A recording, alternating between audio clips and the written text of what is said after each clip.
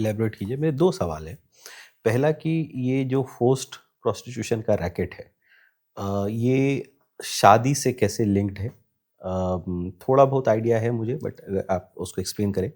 और दूसरा कि शादी को सोशल सिक्योरिटी कैसे बन गई सही है?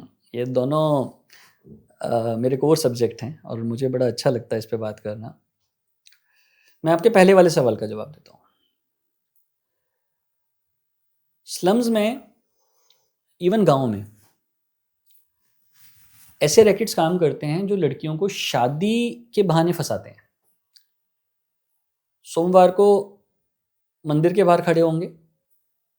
मंदिर में लड़की अगर भगवान शंकर पे जल चढ़ाने आ रही है तो आपको पता है उसका क्या मतलब है। इसका मतलब ये है कि उसके लिए लड़का देखा जा रहा है या वो अपने लिए लड़का देख रही है, मतलब वो शादी के लिए तैयार है। फैमिली की तरफ से भी रजामंदी है, तो उनका आधा काम तो खत्म हो गया। आइडेंटिफाई कर लिया। आइडेंटिफाई हो गया ना, सिंपल। टारगेट ऑडियंस मिल गई ना उनको, एकदम आइडेंटिफाई हो गई। ये लड़की सोमवार को अगर आकर के जल चढ़ा रही है तो इसे बताया गया है कि भैया सोमवार पे भगवान पे जल चढ़ा, तेरे को लड़का मिल जाएगा। तो किसको बोला जाएगा? जो तैयार हो चुकी है उसी को बोला जाएगा। अब मोस्टली इन घरों में क्या है कि यहाँ पर डिसीजन मेकर्स होती हैं मदर्स। क्योंकि मदर्स, यस, क्योंकि जो बाप होते हैं तो दारू पी के पड़े हुए हैं। अच्छा, वो तो एक्टिव ही नहीं है। एक्टिव ही नहीं है। वो तो बेचारी मदर जो कमा करके ला रही है, मार पीट करके उससे पैसा छीन करके दारू पीते हैं। तो मदर ही है। अब उस मदर के पास वो अकेली बच्ची नहीं है, 3-4 बच्ची हैं, एक आधा बच्ची लड़का भी है। तो वो मदर के लिए ये जो लड़कियां हैं ना, ये बोझ हैं। तो मदर चाहती है भैया ये निकलें, कैसे भी निकलें। क्यों? क्योंकि आए दिन उसका जो सबसे बड़ा स्ट्रगल है वो क्या है?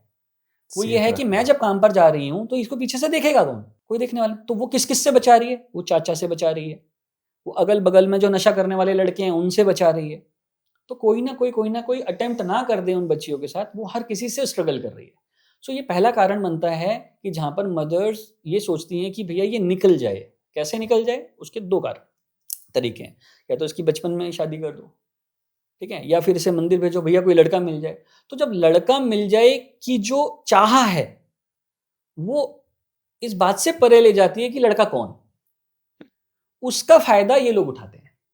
तो ये प्लान्ड वे में ऐसी लड़कियां जो थोड़ी बहुत सुंदर होती हैं उनको टारगेट करते हैं। फिर उनकी माँ के पास जाते हैं कि आंटी हमने सुना है आप लड़की के लिए लड़का देख रही हैं, हमें पता चला, वो मंदिर के पंडित से पता चला, और हमारे पास एक लड़का है और हमें कोई दहेज वेज चाहिए नहीं बस। अब वो लड़की की माँ को लगता है कि जो 16 सोमवार का जो व्रत मेरी लड़की कर रही है उसका फल है कि भगवान शंकर खुद चल के आ गए। तो रिलीजियस बिलीफ्स इस लेवल पर हाई है ना, है ही है। भगवान ने ही कर दिया, भगवान की कृपा हो गई, वो उसका फायदा उठाते हैं। वो लड़का आएगा कि जी सास नहीं है और अच्छी बात है आपके लिए, गांव में जमीन वमीन है, यहाँ पर पक्की नौकरी है, आपकी लड़की की शादी हो जाएगी, इसको 2 वक्त का खाना टाइम से मिल जाएगा, इसकी नाइट ड्यूटी वगैरह बहुत रहती है। तो दोनों की इंगेजमेंट हो गई, मतलब एक कन्वर्सेशन क्रिएट हो गई कि हाँ ये कंफर्ट जोन है।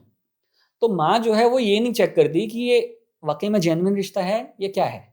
उसको लगता है कि भगवान ने रिश्ता भेजा है और बिना किसी को बताए, क्योंकि 4 रिश्तेदारों को एंगेज करूंगी तो कोई कमी निकालेगा, कोई कुछ करेगा, कोई कुछ करेगा, दहेज वहेज होना नहीं है, मेरी एक मुसीबत टल जाएगी। क्योंकि वो लड़की मुसीबत है उस घर में, उसको मुसीबत ही माना जाता है। वो उसकी शादी बिना गाँव रिश्तेदारी कुछ भी चेक नहीं करते कर देती है। थोड़े दिन बाद पता चलता है कि वो लड़का ये सेम हरकत कई लड़कियों के साथ कर चुका है और सबको बोल रखा है कि मेरी नाइट ड्यूटी है।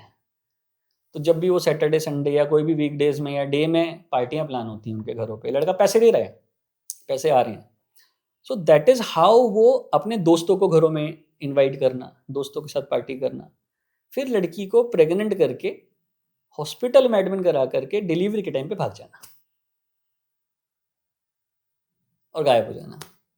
अब डिलीवरी के बाद हॉस्पिटल का भी बिल है, पता चल रहा है घर का भी बिल है। दैट इज हाउ ये जो सो कॉल्ड दोस्त होते थे ये आ रहे हैं और भाभी भाभी को हेल्प कर रहे हैं, फाइनेंशियल हेल्प कर रहे हैं। वो एंट्री ले रहे वो हैं। एंट्री ले रहे हैं, वो भाभी के साथ क्योंकि कंफर्टेबल है, तो एक एक करके वो हेल्प ले रहे हैं। कुछ दिनों बाद जब लंबा दौर हो जाता है तो 4-6 महीने में उनमें से एक आधा व्यक्ति क्लोज आ जाता है, फिर दूसरा व्यक्ति क्लोज आ जाता है। वो क्लोजनेस जो है जरूरत के नाम पर शारीरिक संबंधों में लैंड करते हैं, फिर वो उसको दूसरे लोगों के पास भेजना शुरू करते हैं। सो दैट इज हाउ ये पूरा साइकिल है। मतलब विक्टिम को पता भी नहीं चला विक्टिम और को उसका पता भी, ब्रेन क्योंकि वॉश हो आप गया। पहले ही दिन किसी लड़की को बोलेंगे कि भाई तेरे को प्रोस्टिट्यूशन में जाना, तो वो राजी नहीं होगी। उसके हालात ऐसे क्रिएट कर देना, ऐसे हालात क्रिएट कर देना कि वो फर्स्ट रिलेशन में है, अब फर्स्ट से सेकंड डिफिकल्ट है, बट सेकंड से थर्ड, फोर्थ, फिफ्थ डिफिकल्ट नहीं है। तो उसको पहली दहलीज पार कराने में उसे पेन होता है। तो मोस्टली केसेस में क्या होती हैं, जो बहुत स्वाभिमानी लड़कियां होती हैं, वो बच्चे को नाले में फेंक देना, बच्चे को छोड़ देना इधर-उधर और भाग जाती हैं। ये बड़ा एक ऑर्गेनाइज्ड गैंग है।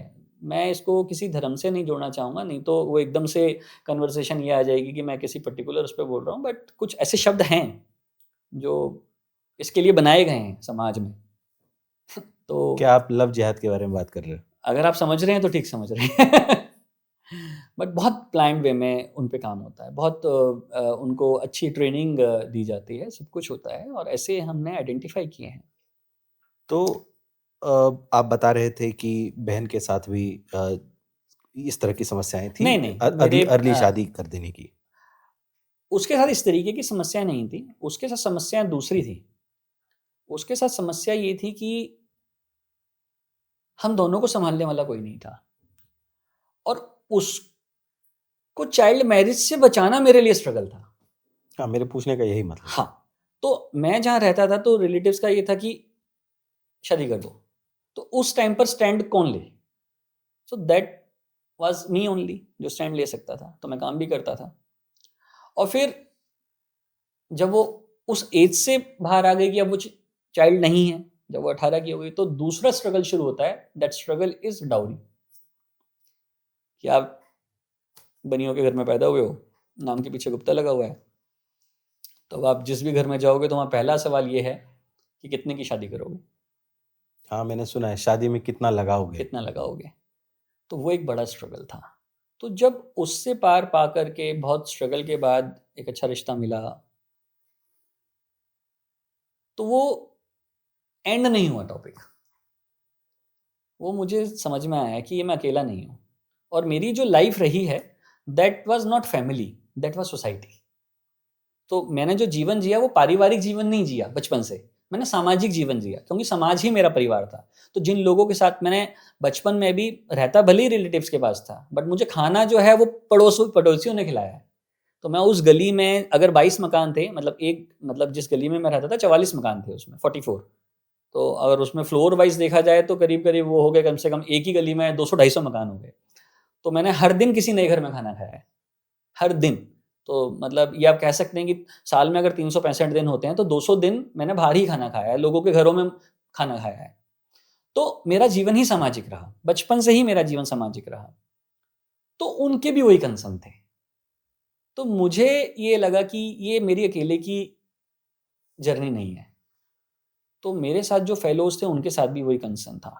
तो किसी के यहाँ पर डिले ऑफ मैरिज की वजह से कुछ चल रहा है, किसी के यहाँ डाउरी की वजह से कुछ चल रहा है, किसी के यहाँ पर डोमेस्टिक वायलेंस चल रहा है, किसी के यहाँ लड़की भाग गई है, किसी के साथ वो चल रहा है। तो एक स्लम में जिस दिन एक लड़की भागती है, उस दिन उस स्लम की सारी लड़कियाँ पिटती हैं कि वो तो भाग गई, तुम मत भाग जाना।